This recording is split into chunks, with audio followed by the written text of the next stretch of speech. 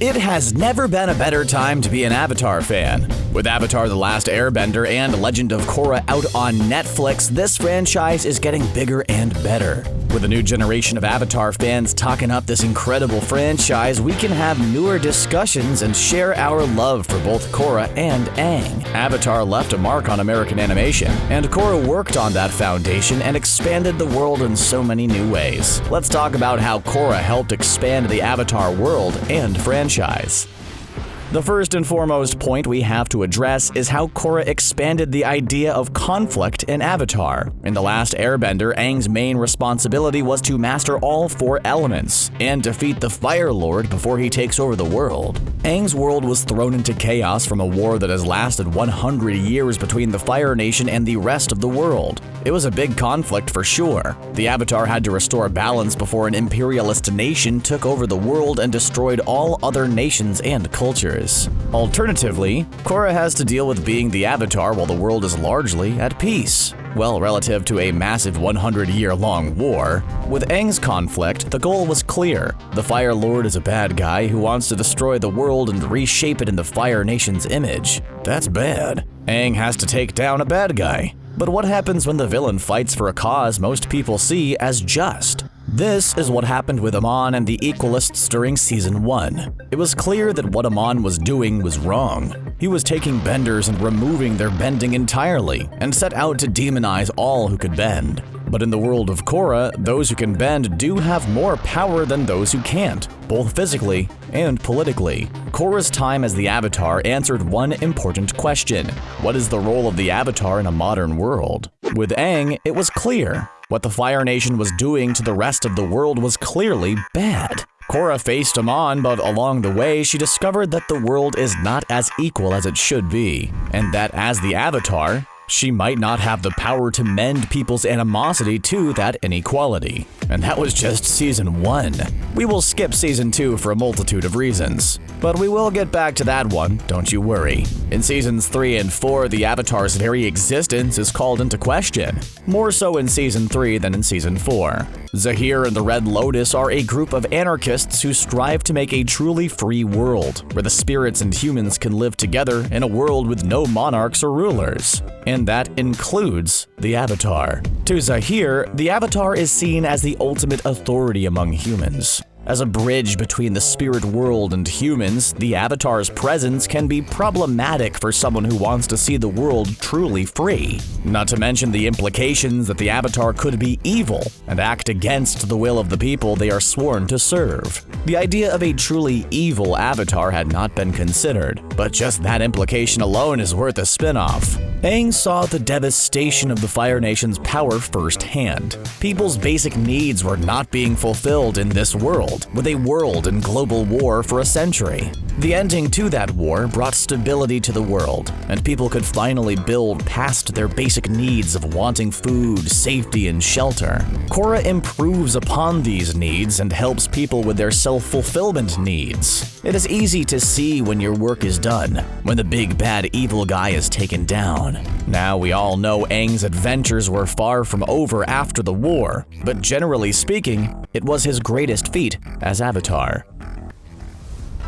Another aspect that Korra improved upon was the implication of the spirit world. Now, I am not going to play defense for Season 2 of Legend of Korra.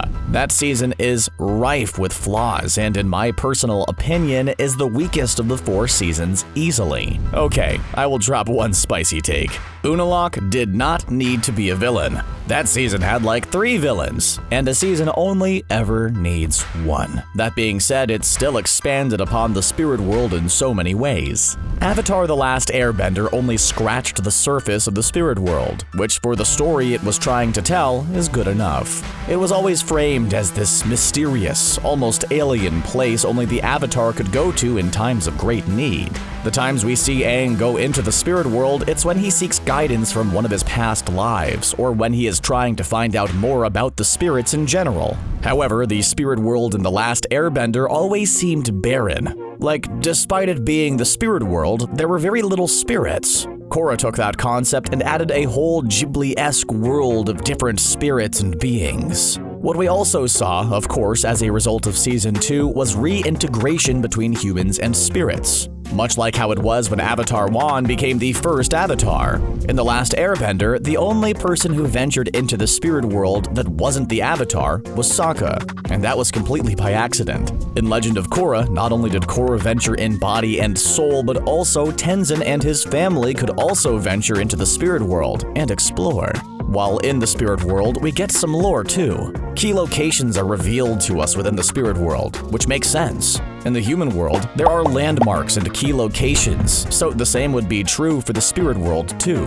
Actually, hold up, we forgot one very important person from ATLA who went to the spirit world. Iroh. Yeah, we straight up see him chilling in the spirit world. The design space for the spirits in Legend of Korra far outweighs the ones we see in The Last Airbender. The design of the spirits takes more from mythology, and there is more variety.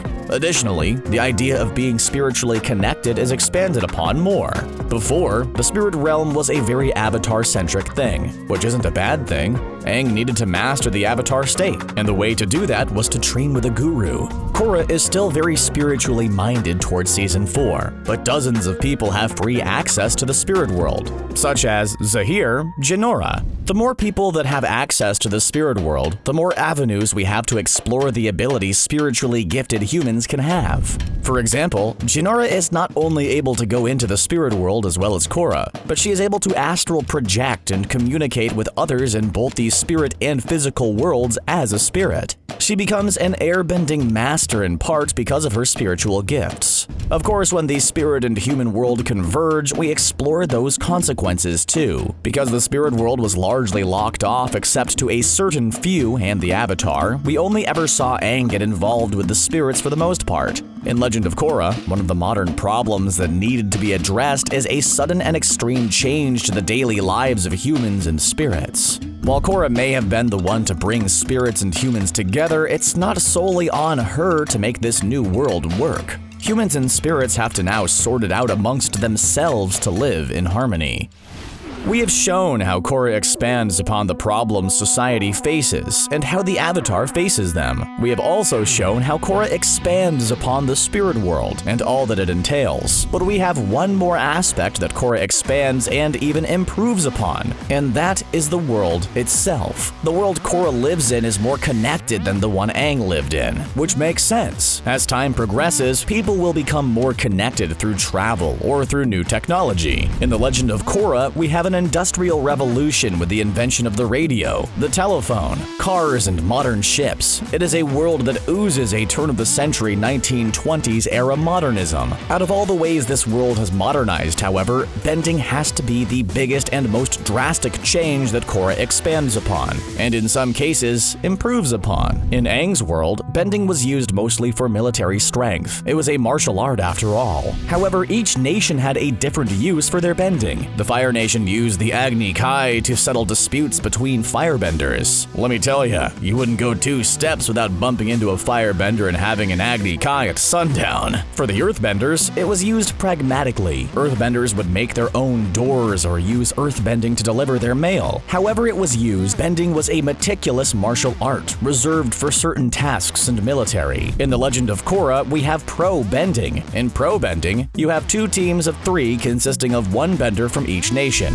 save for the Air Nation for obvious reasons, and they would duke it out. What started as an interesting B-plot for the first season of Korra turned into the perfect metaphor for a connected world and modern bending. Pro-bending requires quick, light moves in order to avoid attacks and strike back. It is more akin to boxing in that regard. Because of this, new forms of bending were invented for pro-bending, and the ancient art of bending, which was once rigid and steeped in tradition, is now a spectator sport, watched and celebrated by thousands. It is also a show of solidarity when you can have benders from different nations work together. I should of course focus on airbending, since Korra obviously made airbending better. I mean, Avatar The Last Airbender only had 1 airbender, and it's kind of in the name. In Korra, we have more airbenders, thanks to Tenzin, his family, and harmonic convergence. However, it's not enough that we see more airbenders, but we also see more unique forms of airbending too. Aang used the tried and true method of airbending, avoid and evade. He tended to use his airbending to avoid direct conflict. That differs greatly from how Tenzin and Zaheer use airbending. A theory that always stuck with me was that at one point before he had kids, Tenzin was the last airbender after Aang died, and he had to focus on offensive airbending to keep himself safe, which is why he was never able to connect with the spirits. In The Legend of Korra, we see Tenzin and Zaheer pull off amazing airbending stunts and attacks. Zaheer even more so, since he unlocked the power of flight, an ancient airbender technique that predates even Aang. With time, more creative uses of bending emerged. Toph's discovery of metal bending became the foundation for a whole new society and culture around metal bending. We even see an even rarer form of bending, lava bending. As if earth bending didn't have enough subforms of bending, literally only 2 lava benders in the Avatar canon exist, and one of them dies before Korra ends, which makes Bolin the last lava bender.